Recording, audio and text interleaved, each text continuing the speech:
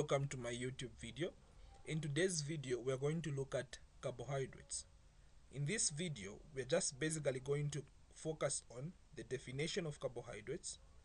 We're going to look at focus on the definition.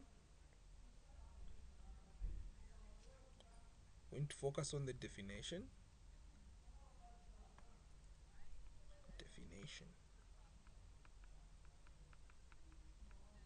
Apart from the definition, we're also going to look at how we can, in fact, let me just say the types of carbohydrates.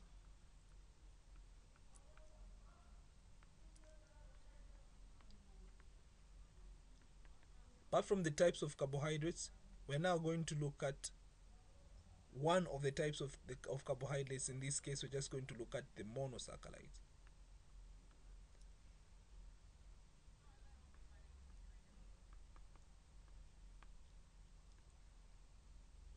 So now let's try to understand what we are talking about by starting with a definition.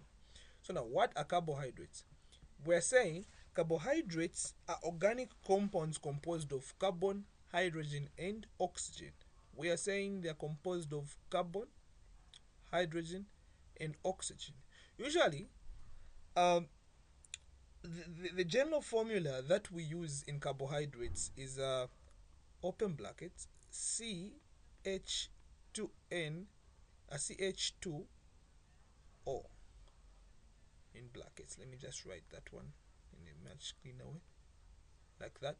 Then we have got N outside. But this is not the only way this general formula can be represented. We realize that this general formula can also be represented in such a way that they distribute this N throughout the brackets. So this is going to now look like N, that is CN H2NO. But one thing you need to understand is the ratio of carbon to hydrogen to oxygen in carbohydrates is basically in a 1 to 2 to 1. In short, the ratio of hydrogen to oxygen is basically 2 to 1. The ratio of carbon to hydrogen is just 1 to 2. So in short, this is a 1 to 2 to 1 to 2 to 1 ratio in terms of carbon, hydrogen and oxygen. So what other thing are you supposed to know? You're supposed to understand that carbohydrates are basically biomolecules. This is one of the main classes of biomolecules. In most cases, these ones serve as the primary source of energy in living organisms, and they can function as structural components in cells. So now, how can we identify the types of carbohydrates? How can we narrow down to the types of carbohydrates? So when you're looking at the types of carbohydrates that we have, types of carbohydrates,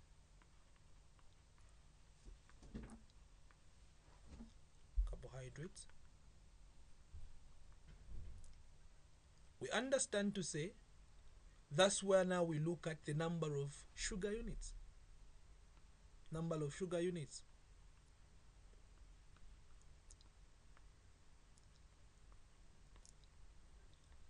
So meaning you're supposed to know the types of carbohydrates based on the number of sugar units. The moment you just know the number, you just see the number of sugar units, you need to know what type of carbohydrate you're dealing with. So in this case,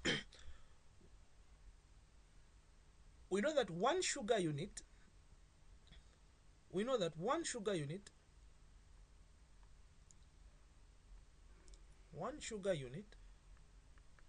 is equivalent to a monosaccharide.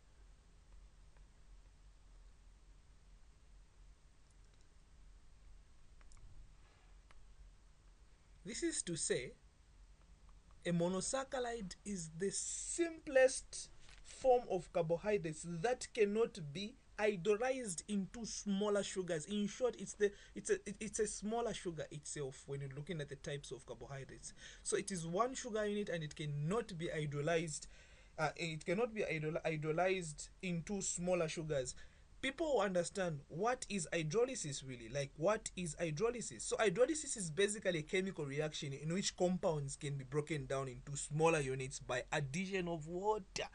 But even if you add water to a monosaccharide, you cannot break it down further. It is the simplest sugar. We're going to look at it.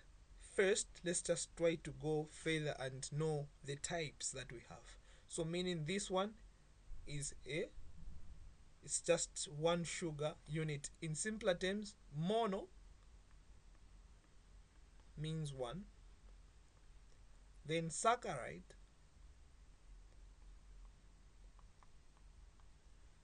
refers to sugar. So I'm saying these are just the simplest form of carbohydrates. And some information that you also need to know, apart from them being the simplest form of carbohydrates and they cannot be broken down further by means of hydrolysis, which is a chemical reaction in which compounds are broken down by the addition of water. You're also supposed to understand that these are the building blocks, or they are the building blocks of carbohydrates.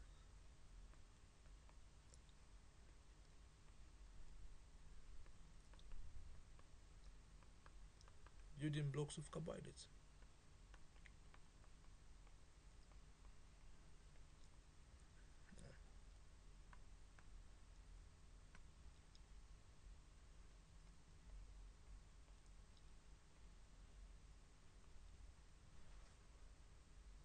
Examples I can give examples such as examples of monosaccharides.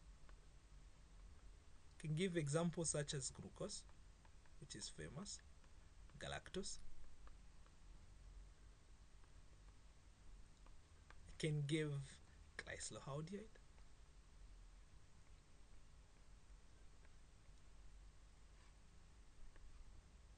I can give ribulose. I can also give erythrose. And many others. We're going to look at them, but for now let's proceed to the next type of carbohydrates. Right now we're just going to state them, then we'll proceed to explaining the nitty-gritties that you're supposed to know, or at least an explanation in depth on each and every type. So now when you have got the next type of carbohydrates that we're going to look at is referred to as a disaccharide.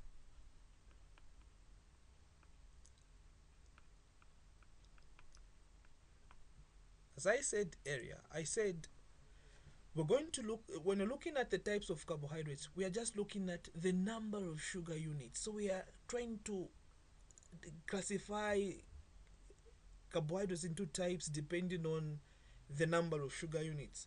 So when you're looking at disaccharides, di means two, saccharide refers to sugar. So meaning this is a type of carbohydrate that is made up of two sugar units. Hey, two sugar units. What are these units that they're talking about? So we're saying two sugar units. So this is more like two sugar units. Okay. So two sugar units. Meaning you're talking about, and we said one unit of sugar, one sugar unit. We said one sugar unit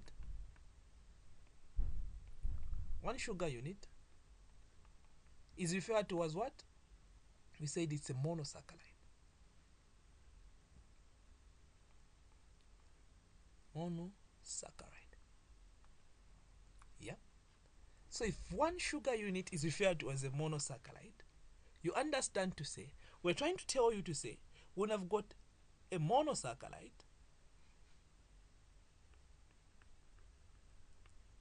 plus another monosaccharide,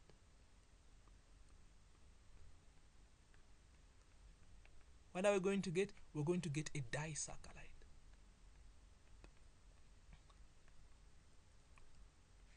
This is to tell you that it is made up of two sugar units.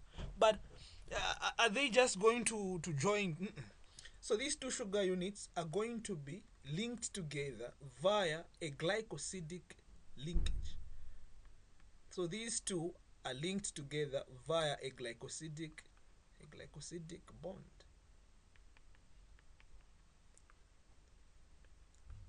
I believe you already did atomic structure and chemical bonding, so a glycosidic bond is just a form of a covalent bond. Take note, this is a very serious MCQ, and everything I'm talking about here are serious MCQs. Examples of disaccharides that we can look at, we have the disaccharides that we have got maltose,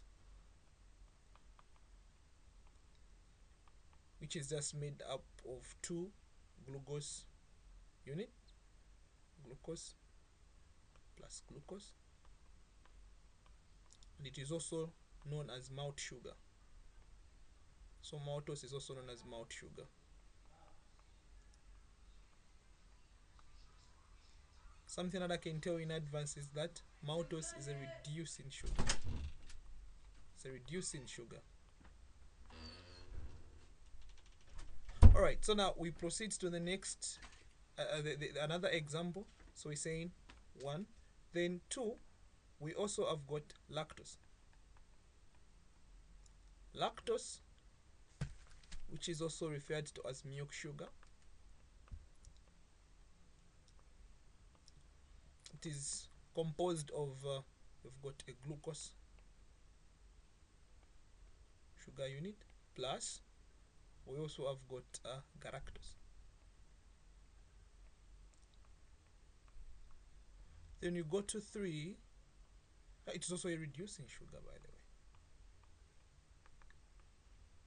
I'll explain why something is going to be referred to as a reducing sugar in part 2 of the video, but this one I'm just going to focus on the monosaccharide. Then the third one, since they're just 3 disaccharides that we're going to look at, that we have really. So the third one is sucrose,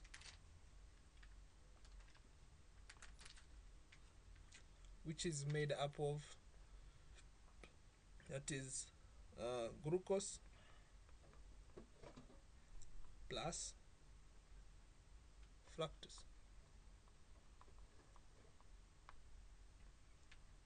So when we are looking at, so before I even proceed, it's very important to also note to say sucrose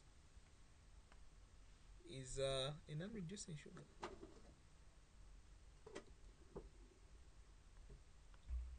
It's a non-reducing sugar. We look at what makes something to be reducing sugar, non-reducing sugar, and etc, etc. So in the next video, that's where we're going to look at all that. But let's proceed. We also have got another type of carbohydrates. Let me put it in black. So the third type, we're going to call it oligosaccharides.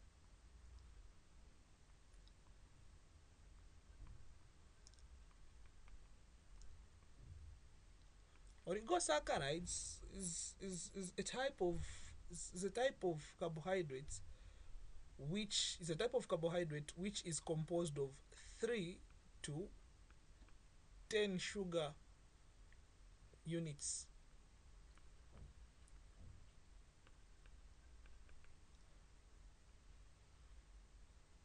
The moment you're just going to have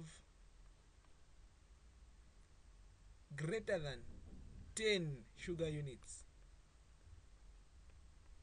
just know that you're dealing with a polysaccharide.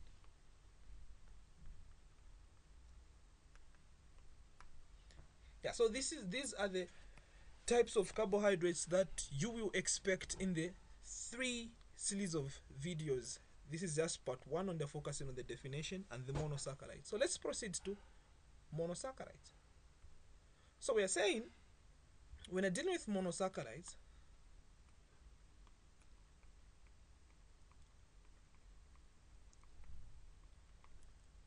we're supposed to understand that 1, they're the building blocks, or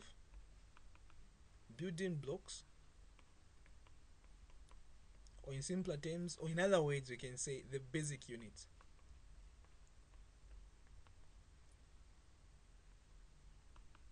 Basic units of carbohydrates. All right. So another point that I would love you to take note is that they cannot be broken down. They cannot be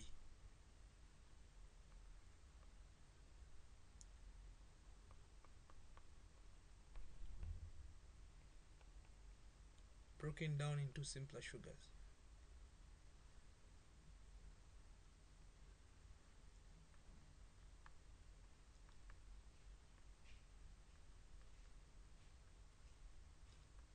By means of hydrolysis.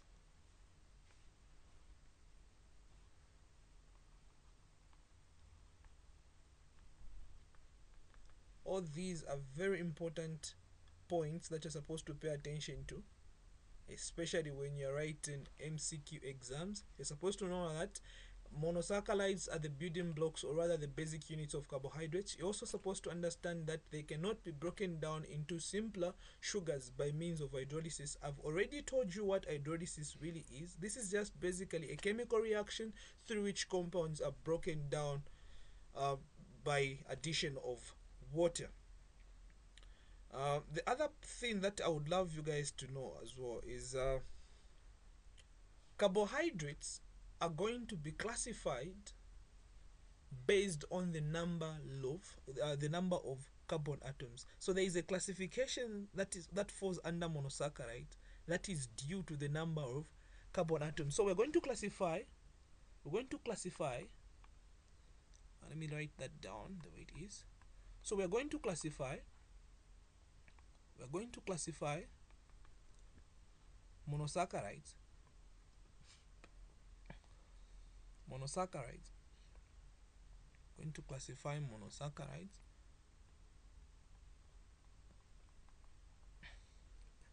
Going to classify monosaccharides into trioses,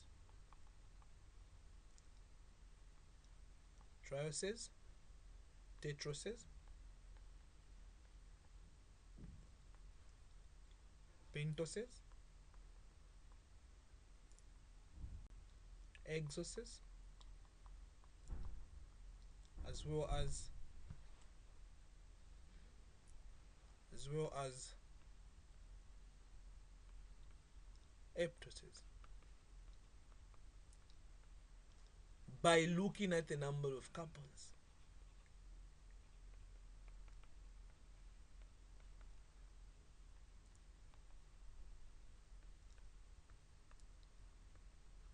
Of carbon atoms. So when I've got a carbohydrate with let's start by saying, since we know that the general formula for carbohydrates is basically CH2O in brackets, then we've got N. We understand to say N stands in for carbon atoms.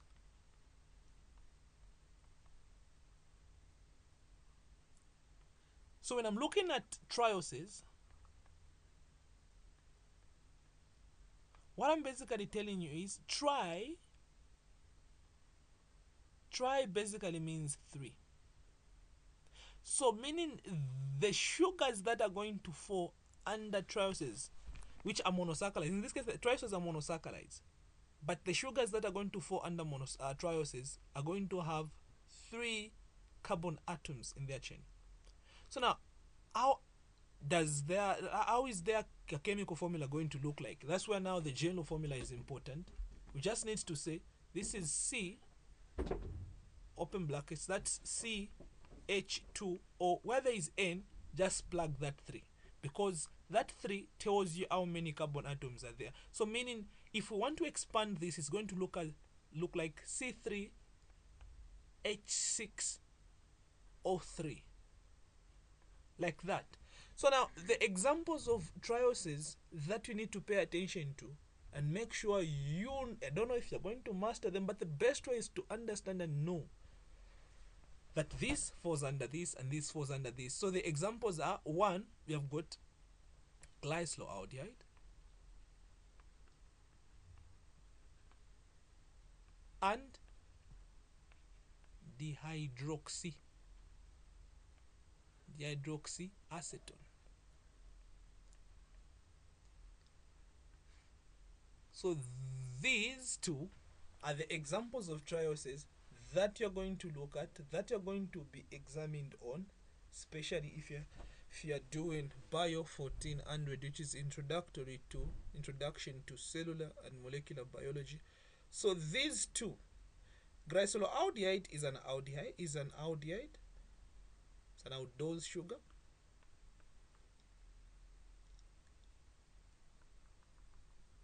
This is an aldehyde.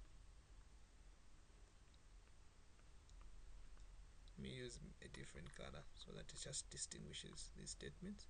So we're saying glycerolhaldehyde, this is an aldehyde. Then dihydroxyacetone is a ketone. I'm saying this is an aldehyde and the other one is a ketone because we're going to look at the position or the location. It is this whole thing is going to be is dependent on this whole thing is dependent on the this whole thing is dependent on the location of the carbonyl group. The carbonyl group, which is the carbon double bonded to oxygen, that group. Let me draw the structures of glycerolhaldehyde and dihydroxyacetone so that it gives us at least a visual explanation. So we have got glycerolhaldehyde looks like. Let me first draw the molecules. So we've got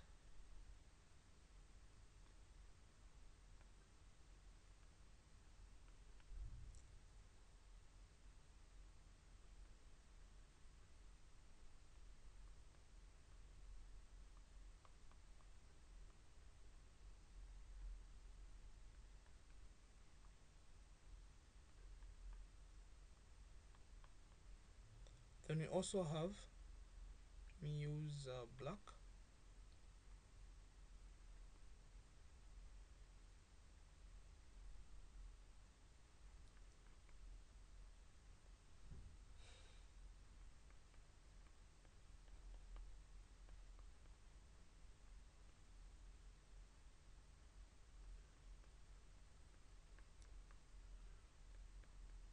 So I'm from telling you to say we are classifying glycerolhaldehyde as an aldehyde, then dihydroxyacetone as a ketone, depending on the location of the carbonyl group. In this case, the carbonyl group you're looking at is basically the carbon double bonded to oxygen. So now, if that's the case, meaning you're looking at that carbon. Maybe if I use a different color, it will make more sense. If I use yellow, let me use yellow. Looking at this carbon, then here we're looking at that carbon. So when you look at that, you realize that this is located at the terminal. This is located within the molecule. This is within, this is at the terminal. So if the carbonyl group is located at carbon 1 or either terminals, either here or there, just know that that is an aldehyde. But if the carbonyl group is located within the molecule, just know that what we're dealing with is a ketone. That's one thing that you need to keep in mind no matter what you're dealing with. In other cases, we say, okay, before I go to that, I'll deal with the other part later, but let's just first look at the glycerolhaldehyde being an aldehyde, dihydroxyacetone being a ketone, and this whole classification of it being an aldehyde and a ketone is dependent on the carbonyl group location. One having the carbonyl group at the terminals, and it's going to be referred to as an aldehyde. Then the other one within the molecule, that's why it is referred to as a ketone. And another thing that you need to know, that both of them, these are structural isomers of each other. Structural isomers.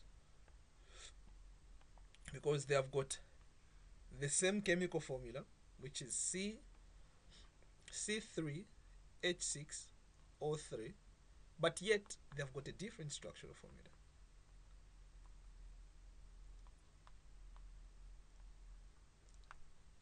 Some books will say they are constitutional isomers.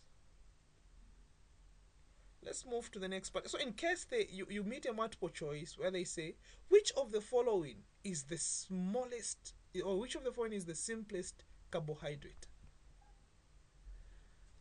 So trioses are the smallest, or rather, so carbohydrates, we know that monosaccharides are the basic units, right? But within the monosaccharides themselves, have got trioses, which are the simplest. Now these are the smallest because they have got 3 carbons, because the next one has got 4 carbons. So the one with 4 carbons, which is another classification because of it having 4 carbons, we call them tetroses.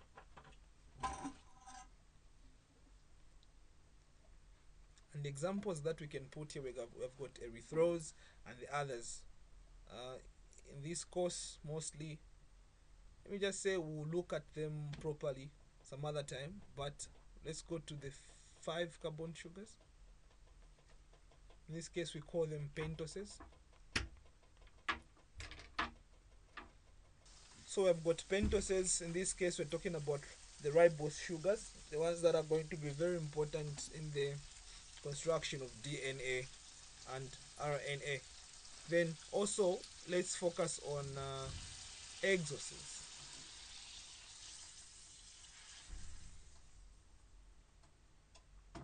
We'll come back to pentoses and tetroses later.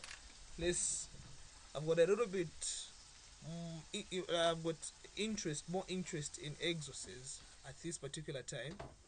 Then we'll look at, because of limited time, we're going to look at tetroses as well as pentoses and exoses in part 2 of this video series, together with disaccharides. Thank you very much for watching. Make sure you follow and find part 2 as well as part 3. Maybe there can be a part 4.